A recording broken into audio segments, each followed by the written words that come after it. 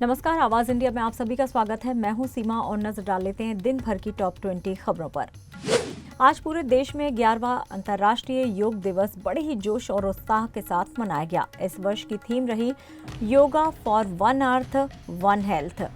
प्रधानमंत्री नरेंद्र मोदी ने विशाखापट्टनम में विशाल समूह के साथ योग किया, जबकि राष्ट्रपति द्रौपदी मुर्मू और कई अन्य केंद्रीय नेताओं ने भी देश भर में योग के जरिए स्वास्थ्य का संदेश दिया। ये दिन स्वस्थ जीवन शैली के प्रति जन जागरूकता को और मजबूत करने का प्रतीक बन गया। दिल्ली की मुख्यमंत्री रेखा गुप्ता ने योग दिवस पर यमुना नदी किनारे योग किया और नदी की सफाई का संकल्प लिया। उनके साथ सांसद मनोज तिवारी और पर्यटन मंत्री कपिल मिश्रा भी मौजूद रहे। राजधानी में इस बार 11 स्थानों पर योग कार्यक्रम आयोजित किए गए। ये पहली बार है जब बीजेपी की सरकार में दिल्ली में इतने व्यापक स्तर पर योग का आयोजन हुआ है।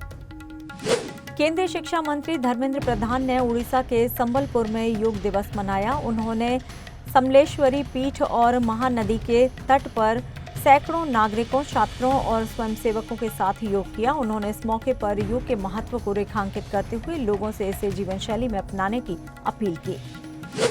महाराष्ट्र की राजनीति में हलचल तेज है। उद्धव ठाकरे की शिवसेना और राज ठाकरे की मनसे के संभावित गठबंधन को लेकर चर्चाएं जोरों पर है। हाल ही में उद्धव ठाकरे ने विधायकों और सांसदों के साथ बैठक कर इस मसले पर फीडबैक मांगा है और नेताओं को जमीनी स्तर पर स्थानीय राजनीतिक माहौल का जायजा लेने का निर्देश दिया है। राहुल गांधी ने चुनाव आयोग पर गंभीर सवाल उठाए हैं। एक डिजिटल मीडिया रिपोर्ट का हवाला देते हुए राहुल ने ट्वीट किया है कि वोटर लिस्ट डिजिटल फॉर्म में नहीं दी गई है। सीसीटीवी फुटेज को कानून बदलकर छिपाया गया है और चुनाव की तस्वीरें अब तक 45 दिन में नष्ट हो रही हैं।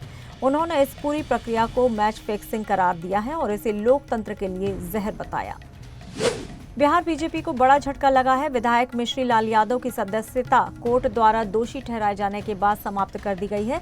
जनप्रतिनिधित्व अधिनियम के तहत 2 साल या उससे अधिक की सजा पाए जनप्रतिनिधि की सदस्यता स्वतः ही रद्द हो जाती है। विधानसभा में ये तीसरा मामला है और आगामी चुनाव से पहले ये बीजेपी के लिए झटका माना जा रहा है। बिहार चुनाव से पहले मुख्यमंत्री नीतीश कुमार ने सामाजिक सुरक्षा पेंशन योजना के तहत मास्टर स्ट्रोक चला है। अब बुजुर्गों, दिव्यांगजनों और महिलाओं को हर महीने 1100 रुपए की पेंशन मिलेगी, जो पहले 400 थी। ये घोषणा महिलाओं और वरिष्ठ नागरिकों के लिए बड़ी राहत मानी जा रही है। एयर इंडिया के खिलाफ डीजीसीए ने बड़ा एक्शन लिया है। विमानन सुरक्षा नियमों की अनदेखी के कारण 3 अधिकारियों को क्रू शेड्यूलिंग और रोस्टरिंग के संबंधित सभी जिम्मेदारियों से हटा दिया गया है। इसमें एक डिविजनल वाइस प्रेसिडेंट भी शामिल हैं।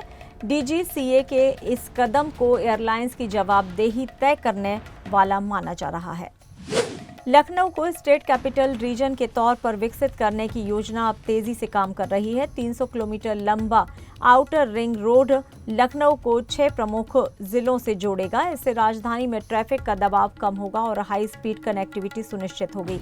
योगी सरकार की इस योजना को राजधानी के कायाकल्प के रूप में देखा जा रहा है। कांग्रेस की पूर्व अध्यक्ष सोनिया गांधी ने इजरायल द्वारा ईरान पर किए गए हमले की आलोचना की है। उन्होंने एक लेख में लिखा है कि भारत को अंतर्राष्ट्रीय मुद्दों पर अपनी स्वतंत्र और नैतिक आवाज उठानी चाहिए। सोनिया के इस लेख को पार्टी अध्यक्ष मल्लिकार्जुन खड़गे ने सोशल मीडिया पर साझा किया। राजा रघुवंशी हत्याकांड में चौंकाने वाला खुलासा हुआ है। सूत्रों के अनुसार आरोपी राज कुशवाहा को हत्या के लिए 5 लाख रुपए की पेमेंट की गई थी, जिससे उसने पिस्टल खरीदी थी। ये रकम सोनम नाम की महिला के साथ उसके संबंधों को लेकर दी गई थी। इस केस में अब गहराई से फाइनेंशियल लिंक की जांच की जा रही है। भोपाल एम्स में दवा खरीदने के घोटाले की जांच शुरू हो गई है। 285 रुपए की दवा 2100 रुपए में खरीदे जाने का मामला सामने आने के बाद स्वास्थ्य मंत्रालय की टीम ने एम्स का दौरा किया और दस्तावेजों की जांच की है। ये कार्रवाई सांसद आलोक शर्मा की शिकायत के बाद की गई। देहरादून में कोरोना संक्रमण के मामले दोबारा बढ़ गए हैं। शुक्रवार को 3 नए संक्रमितों की पुष्टि हुई है, जिनमें से 1 अस्पताल में भर्ती है, जबकि 2 होम आइसोलेशन में हैं। राहत की बात यह है कि सभी मरीजों में गंभीर लक्षण नहीं पाए गए हैं, लेकिन स्वास्थ्य विभाग अलर्ट पर है।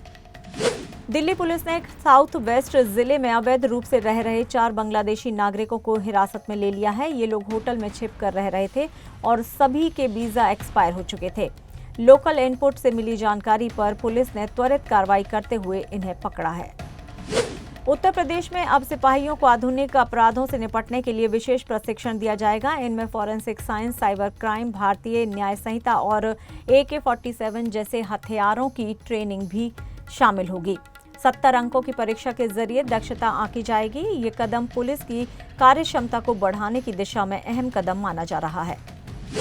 बिहार सरकार द्वारा शुरू किया गया महिला संवाद कार्यक्रम व्यापक स्तर पर असर दिखा रहा है। राज्य भर से 70,000 से अधिक स्थानों पर संवाद हुए, जिनमें शिक्षा, स्वास्थ्य और बुनियादी ढांचे को लेकर लाखों सुझाव सामने आए हैं। अब इन्हीं सुझावों को राज्य की योजनाओं में शामिल किया जाएगा। जबलपुर पुलिस ने नकली नोटों की फैक्ट्री का भंडाफोड़ किया है। BBA पास ऋतुराज विश्वकर्मा नाम के एक युवक ने अपने घर में नकली करेंसी छापने का गोरख धंधा शुरू किया था। पुलिस ने गिरोह के 6 सदस्यों को गिरफ्तार कर लिया है और 18 लाख के नकली नोट भी जब्त किए हैं। झारखंड मंत्रालय में उस वक्त अजीब स्थिति बन गई जब मुख्यमंत्री हेमंत सोरेन की बैठक के दौरान बिजली कट गई। पूरे राज्य की बिजली व्यवस्था को लेकर इस घटना ने विपक्ष को सरकार पर हमले का मौका दे दिया है। झारखंड, जहां देश के खनिजों का बड़ा हिस्सा आता है, वहां बिजली कटौती सवाल खड़े कर रही है।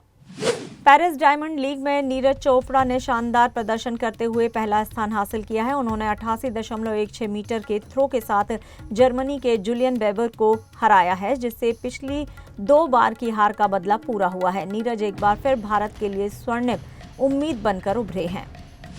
जानवी कपूर और सिद्धार्थ मल्होत्रा की फिल्म परम सुंदरी को लेकर चर्चा तेज है। ये फिल्म पहले 25 जुलाई को रिलीज होने वाली थी, लेकिन अब इसकी तारीख बदली जा रही है क्योंकि उसी दिन अजय देवगन की सन ऑफ सरदार 2 की रिलीज हो रही है।